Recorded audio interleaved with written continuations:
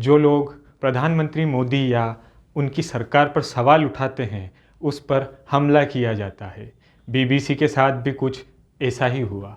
मेरे फ़ोन की जासूसी होती है, विपक्ष के खिलाफ केस दर्ज किए जाते हैं। भारत में विपक्षी नेता के तौर पर यह बेहद ऐसा दबाव है जो लगातार झेलना पड़ता है। यह बयान कांग्रेस नेता राहुल गांधी का है। वह 7वीं बार है जब राहुल गांधी ने विदेशी धरती से मोदी सरकार की आलोचना की है। दरअसल राहुल ब्रिटेन के 7 दिनों के दौरे पर हैं। राहुल के बयान पर बीजेपी ने ऐतराज़ जताया है। केंद्रीय मंत्री अनुराग ठाकुर ने कहा है कि राहुल ने विदेशी धरती पर भारत को बदनाम करने की कोशिश की है। आज नज़र टुडे में इस पड़ताल के माध्यम से जानेंगे कि राहुल गांधी ने कब कब विदेशी धरती से मोदी सरकार की आलोचना की है और जानेंगे कि आखिर इसका मकसद क्या है। 6 साल में वो 7 मौके जब राहुल गांधी ने विदेशी धरती पर मोदी सरकार पर हमला बोला।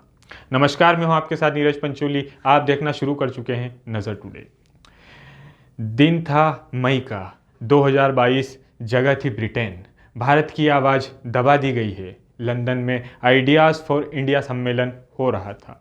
राहुल गांधी सम्मेलन में भारतीय जनता पार्टी सरकार पर हमला बोलते हैं। राहुल कहते हैं कि आवाज़ के बिना आत्मा का कोई मतलब नहीं। भारत की आवाज़ दबा दी गई है। कांग्रेस अब भारत के लिए लड़ रही है। यह एक वैचारिक लड़ाई है। पाकिस्तान की तरह ईडी, सीबीआई जैसी केंद्रीय जांच एजेंसियों को इस्तेमाल करके संस्थानों को अंदर से खोखला किया जा रहा है। राहुल ने कहा कि भारत की स्थिति इस वक्त बिल्कुल ठीक नहीं है। बीजेपी ने पूरे देश में धर्म के नाम का केरोसिन छिड़क दिया है। एक चिंगारी और हम सब एक बड़े संकट में पहुंच जाएंगे। ये जिम्मेदारी भी कांग्रेस की ही है।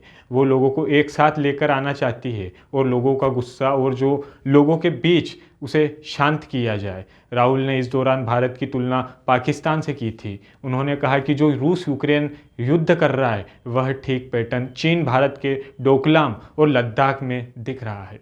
चीन ने भारत के डोकलाम में, लद्दाख में अपनी सेना तैनात कर दी है और अरुणाचल प्रदेश और लद्दाख को भारत का हिस्सा मानने से इनकार करता है।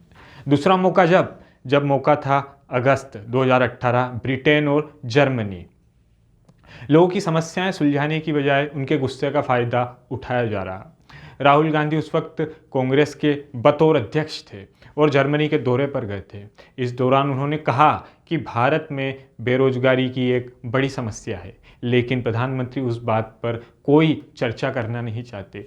चीन हर रोज़ 50,000 लोगों को रोजगार देता है, जबकि भारत में अगर इसे आंका जाए तो रोज़ाना महज 400 लोगों को ही रोजगार उपलब्ध होता है। राहुल गांधी ने इस दौरान मोदी की तुलना ट्रंप जैसे पावरफुल नेताओं से की। उन्होंने कहा कि लोगों को रोजगार जैसी समस्याएं सुलझाने की बजाय ये नेता उनके गुस्से का फ़ायदा उठाते हैं। ऐसा करके ये लोग देश को नुकसान पहुंचा रहे हैं और इन्होंने दलित, अल्पसंख्यकों और पिछड़ों को अब सरकारी लाभ उस तरह का नहीं मिलता जिस तरह का यूपीए शासन में मिलता था। गरीब की योजनाओं का पैसा अब चंद महज उद्योगपतियों और कॉरपोरेट को दिया जा रहा है। राहुल गांधी ने आतंकी संगठन आईएस के बनने का जिक्र करते हुए आगाह किया कि अगर विकास की प्रक्रिया से लोगों को बाहर रखा गया तो इसी तरह के हालात देश में पैदा होंगे। उन्होंने कहा कि लोगों को बाहर रखना 21वीं सदी में बेहद खतरनाक है। अगर 21वीं सदी में आप लोगों का नज़रिया नहीं देते हैं तो कोई और दे देगा।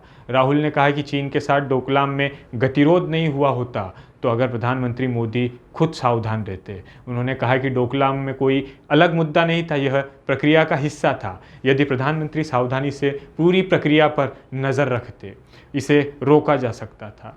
ऐसे ही बहुत हमले थे जो राहुल गांधी ने कभी कभी विदेशी ज़मीन पर जाकर किए।